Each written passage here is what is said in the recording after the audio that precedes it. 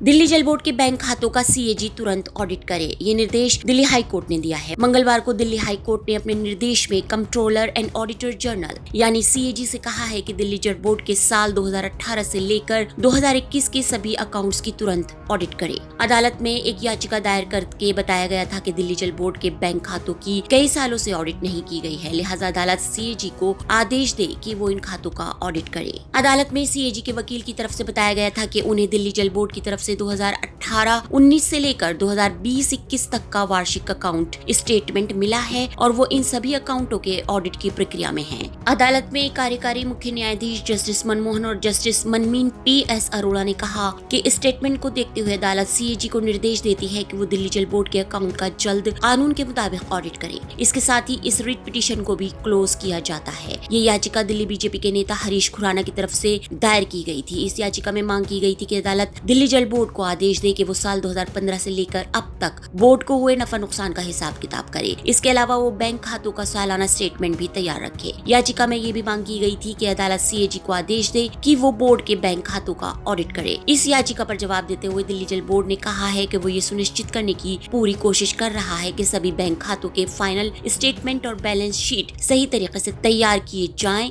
ताकि पारदर्शिता और कानून के मुताबिक कार्य हो सके। इसके साथ ही जल बोर्ड की तरफ से ये भी कहा गया है कि ये याचिका राजनीति से प्रभावित है और बोर्ड पर जो भी आरोप लगाए गए हैं वो गलत और झूठे हैं। सीएजी ने भी अदालत से कहा है कि दिल्ली जल बोर्ड और दिल्ली सरकार से कई बार संपर्क करके ऑडिट के लिए अकाउंट की जानकारी मांगी गई है, लेकिन अकाउंट्स की जानकारी नहीं मिल पाई है, जिसकी वजह से ऑडिट पूरा नहीं हो सका है। याचिका में कहा गया था कि अथॉरिटी ने अपना काम ठीक से नहीं किया है और कानून का उल्लंघन हुआ है। याचिका में ये भी कहा गया था कि जरूरी है कि बैंक खातों को मेंटेन किया जाए और हर साल इन खातों का ऑडिट कराया जाए ताकि बोर्ड सही और प्रभावशाली तरीके से काम कर सके। इससे कानून और आम जनता के प्रति इसे काम करने में भी सुविधा होती है।